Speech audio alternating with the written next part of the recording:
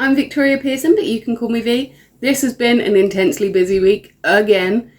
Everything's all going on all at once at the moment. But one of the things that I was busy with this week was my 17-year-old's birthday. And so I wanted to show you the cake that I made for them for their birthday. This is their favourite type of cake, and so I make it most years. It is the most easy cake to make as well because it is a box cake. I'll show you how I did it. So as I said, we are using box cake today, and that is because my scales have completely just died on me. So we're using a Betty Crocker Devil's Food Cake mix. I did not make a big enough hole in the bag to get all the powder out, but the advantage to using box cake is that everything is weighed and measured out for you. You don't have to worry that you've got your sugar to flour ratio wrong or anything like that. Each time you do it, it will come out exactly the same as it did last time. And so that is actually a really good way to make a proper fail-safe cake at the last minute that isn't going to go horribly wrong. Last time I tried to make a cake without using my scales because they had broken, and I thought I can do it by eye, and usually I can do it by eye, but this time I cooked a cake, got the butter ratios completely wrong, lifted it out of the oven, it was still completely liquid. It was disgusting. So now when I can't borrow scales from somebody, I use the box cake instead. So once we've got the cake mix into the bowl, it is super easy. It tells you the exact quantities of what to add, so the exact amount of milk that you need to add and a bit of oil that you need to add as well, and it tells you that in tablespoons as well as millilitres, just in case that you don't have anything to measure it in, so that is pretty foolproof as well. And also into this cake mix I need to add 3 eggs, which my son has helped me with because he really enjoyed cracking the eggs, and actually he didn't get a single little bit of shell in it at all, so that was brilliant. So I just made a little well in the centre of the cake mix for him, and then he was able to crack the egg into the middle of that. It was handy having an extra pair of hands actually, because I think it comes out a lot better if you can mix it whilst you're adding your ingredients in, but if you can't, you can just dump them all in and just mix it all up afterwards, and that will be absolutely fine. You don't need a second pair of hands for it. He was just enjoying spending some time cooking the cake with me. So we mixed the first egg in and incorporated that as much as we could, and then it was time to add the next one. This was a little bit of a slower process obviously because my 9-year-old was doing it, but he enjoys cracking the eggs so much that I couldn't say no, just let me do it, because he was really enjoying it, and like I said, he didn't get any shell in it whatsoever, but it does mean that our eggs were going in super slowly, so I was stirring them in at the same time that the eggs were being cracked in.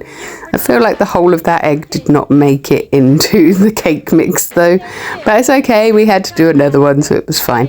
And like I say, it turned out just really nice anyway, so if we had a little bit too less egg there, I don't think the cake mix noticed. So that's the third egg going in and getting mixed in. And then it was time to add our other ingredients. I always like to start with the egg, but on the cake mix it says that, you know, just add them all together. So I don't think it matters what order you do it in. Usually if I was making a cake mix from scratch, I would incorporate the wet ingredients much more slowly than this, but because we've made this box cake so many times, I know that the quantities on it are just right, so I just dump them all in. It's already starting to look nice and cake mixy. My 9-year-old thought it was kind of gross that we were adding oil into it, but it does make it a lot richer. You can use melted butter instead if you want to, but it was just easier for me to use oil that day, and literally any oil will do. I think I just used a standard vegetable oil, and then it was just a case of mixing it. Again, my 9-year-old wanted to join in with that and give it a little mix. It's quite a firm cake mix, so it is difficult for little hands to do, but he managed to have a little go, and then I just beat some air into it afterwards. If you've never made a cake before and you're doing this as your first ever cake, this is a really good cake to do as your first ever cake.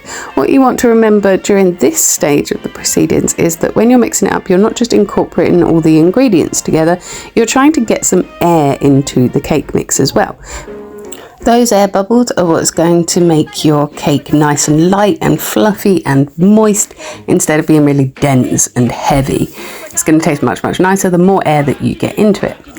If you have a look really closely at what we're doing now, you can see that when I'm doing it, I'm scooping the cake mix up to get air bubbles to come into it, and then if you look closely you should be able to see those air bubbles coming up to the surface and popping whenever I stop stirring for a second. Can you see the big ones there? And so that tells me that the cake is going to be nice and light and fluffy and easy to eat instead of being like a big dense brick that's going to sit heavily in your tummy afterwards. You'll also be able to see that when I let the cake mix drizzle off the spoon, it sort of retains its shape on the surface a little bit. That's how I know that it's all fully mixed up and ready to go in the oven. So as soon as we finish mixing it, I do the bit that I forgot to film, which is pour this into a greased cake tin and whack it in the oven at, I think it was 180 degrees for about half an hour. And then I get on with doing the decorative bits whilst that's cooking. So next I grab some chocolate spread. You can use Nutella, but I found that the Asda own brand tastes exactly the same and acts exactly the same, so I don't see the point in paying for more. I also got some of this Betty Crocker Indulgent chocolate fudge icing because it is so good, and I can't really make chocolate icing. I've never really tried to do that by myself.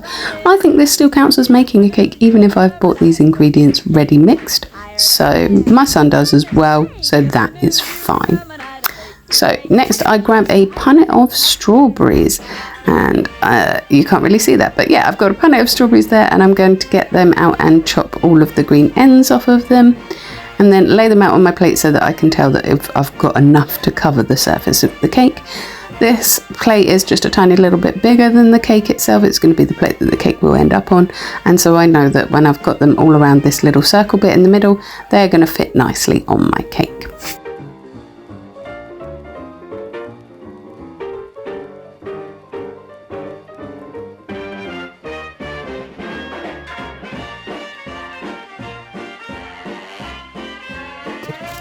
And then once I've got my strawberries laid out, it is time to just start smearing them with the chocolate spread.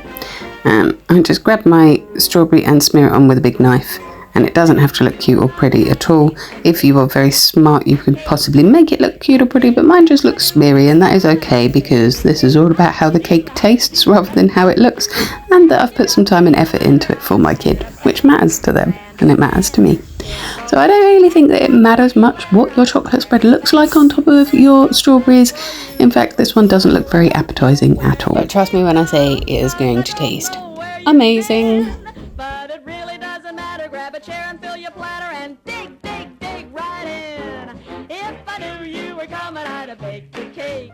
Hired a band. Goodness sake, if I knew you. Now the cake has come out of the oven. As you can see, the top of it bounces back when it's lightly pressed, and so we stuck it in a cooling rack. You do not want to ice your cake straight away. You need to let it cool down, because otherwise when you put the icing on, it is going to just melt everywhere. Now I knew that this cake was finished because when I put a skewer in the middle, it came out clean. Here is it when it's got its frosting on. This was the Betty Crocker Indulgent chocolate fudge icing, and I just smeared that all over, and then I put my chocolate covered strawberries on top with a little extra dollop of frosting on them too. And that was my finished cake, and it was delicious. So that was my 17-year-old's cake. It lasted maybe an hour, maybe two after we had actually done the candles and sung happy birthday. And so I think that went down very, very well. And now I really fancy just some chocolate covered strawberries. Maybe I'll go and buy some and do that. Join me again on Monday for my next vlog. I will be interviewing my friend Rachel Horowitz about her new book. I have been promising that to you for ages. I'm going to see her tomorrow to film that. I'm really, really looking forward to it. If you can't wait until then to see me again, I will be here every single morning in your shorts, taking a great big deep breath, letting you know what I am grateful for today. And I will also be doing an intuitive card reading for you on a Witchy Wednesday. Until then, you have yourself a magical week.